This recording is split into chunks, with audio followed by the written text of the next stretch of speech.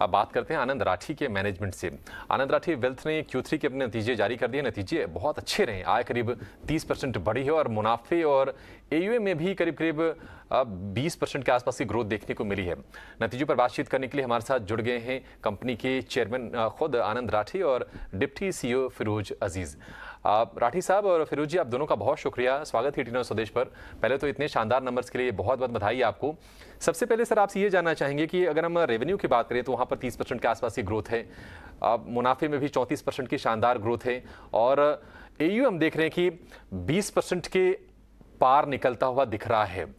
क्या लगता है कि सारी की सारी चीज़ें अब ठीक हो गई हैं कंपनी के लिए और ये जो ग्रोथ मोमेंटम आपने बनाया है ये आगे भी कंटिन्यू होगा?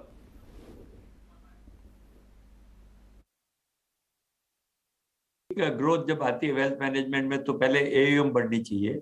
जब क्लाइंट्स का पैसा अगर आपके पास बढ़ेगा तो डेफिनेटली ग्रोथ आएगी। तो 20% हमारी AUM में ग्रोथ हुई है। साथ ही साथ जैसे देखा 32% ओवरऑल कंसोलिडेटेड बेसिस पे रेवेन्यू ग्रोथ आई और 37% प्रॉफिट में ग्रोथ आई है।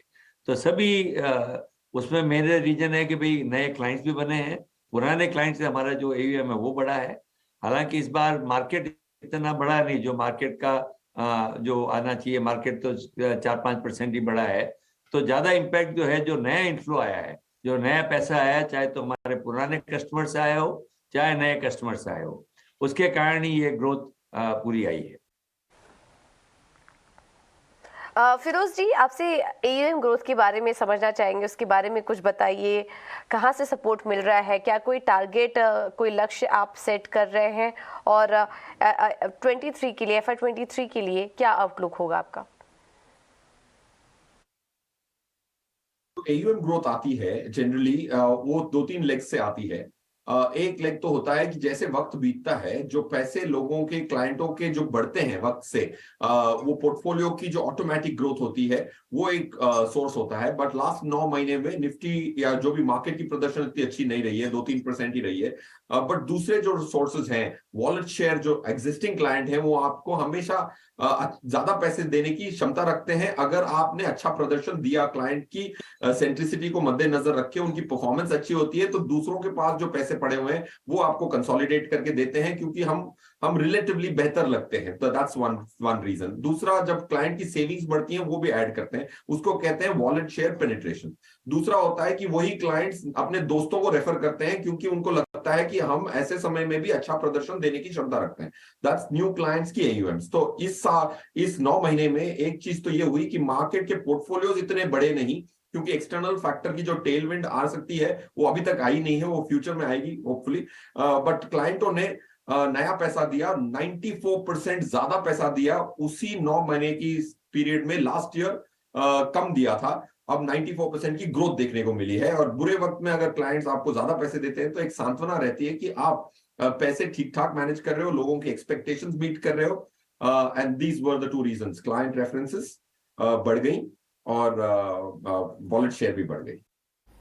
ठीक है, तो फिरोज आपसे ये चीज़ जानना चाहेंगे, चूंकि आप बता रहे हैं कि क्लाइंट ग्रोथ बढ़ी है, Q3 बहुत स्ट्रांग रहा है क्लाइंट एडिशन के टर्म्स में, और हम देख रहे हैं कि SIP के जो नंबर आ रहे हैं वो भी बहुत ही दमदार आ रहे हैं। लगातार 13,000 करोड़ रुपए से ऊपर के नंबर हम क्लॉक होते हुए देख रहे हैं। क्या आपको लगता है कि जो ट्रेंड जो बना है, जो स्ट्रांग इनफ्लोज का, स्ट्रांग क्लाइंट एडिशन का, ये आगे भी सस्टेन कर पाएंगे आप? लास्ट कैलेंडर ईयर में म्यूचुअल फंड की, इक्विटी म्यूचुअल फंड्स की ग्रोथ रही है इंडस्ट्री में, but total overall mutual fund की एसेट सिर्फ 5% से ग्रो हुई हैं। बट क्योंकि हम एक डिस्ट्रीब्यूटर हैं जो दसियों चीज पे फोकस नहीं करते, म्यूचुअल फंड हमारा बहुत स्ट्रांग फोकस है। हम बहुत डीप रिसर्च करने की क्षमता रखते हैं क्योंकि हमने बहुत सारे लोग लगाए हुए हैं और बहुत सारे प्रोडक्ट्स नहीं बेचते। तो इसीलिए हम जो म्यूचुअल फंड रेकमेंड करते हैं उनका प्रदर्शन थोड़ा बेहतर रहा है। इसीलिए हमारी ग्रोथ, म्यूचुअल फंड की इंडस्ट्री की जब ग्रोथ हुई है 5% की पूरे कैलेंडर ईयर में, हमारी 20% से ज्यादा हुई है म्यूचुअल फंड में भी। और म्यूचुअल फंड की जो हमारी इक्विटी म्यूचुअल फंड की शेयर है ऑन ओवरऑल एसेट्स, वो 45 से बढ़ के 48 हो चुकी है। That's point 2। पॉइंट 3 ये है कि अब जब मार्केट का परफॉर्मेंस आता है तो आपको एक टेलविंड मिलने की संभावना है। एंड वी होप दैट जो इकोनॉमी में ऑपरेट कर रहे हैं 10 से 12% की नॉमिनल GDP ग्रोथ में, वो जो निफ्टी की 12-13% की रिटर्न लॉन्ग टर्म में आती है, that will give you a further uplift. बिल्कुल। आनंद राठी जी, अब आप हमारे साथ हैं तो मार्केट पर भी आपका व्यू कुछ लेना चाहेंगे। इस समय बाजार पर क्या राय बन रही है आपकी? ओवरऑल सेंटीमेंट कैसा दिखाई दे रहा है? अगर मिड और लॉन्ग टर्म आउटलुक की बात करें तो इंडियन इक्विटी मार्केट कितने प्रॉमिसिंग लग रहे हैं आपको? ये मार्केट आउटलुक, जब भी मार्केट थोड़ा खराब होता है, और अभी चूंकि वर्ल्ड में रिसेशन की बात हो रही है, ग्लोबल कंडीशन इतनी अच्छी नहीं है, तो सेंटीमेंट लोगों के बहुत अच्छे नहीं रहते हैं। परंतु उसी समय एक अच्छे एडवाइजर की जरूरत होती है जो ये बता सके कि खराब समय में उसको क्या करना चाहिए। हमारा खुद का आउटलुक ये है कि मार्केट जो है, इंडिया की इकोनॉमी अच्छी कर रही है, अच्छी करेगी, और मीडियम टू लॉन्ग टर्म में अपनी परफॉर्मेंस इकोनॉमी की तो अच्छी रहेगी, साथ साथ स्टॉक मार्केट की भी अच्छी रहेगी। तो हम लोगों की तो अभी रिकमेंडेशन है कि अभी मार्केट कोई जैसे कह रहे हैं कि बहुत ओवर वैल्यूड है, हम ऐसा नहीं मानते हैं। थोड़ा बहुत तो देखिए वैल्यूएशन में 2-4-5% का ऊपर चढ़ाव हो सकता है, पर हमारे मानना है कि ऐसे समय भी मार्केट को, मैं इन्वेस्टर को लॉन्ग टर्म थिंकिंग करके इन्वेस्ट करते रहना चाहिए।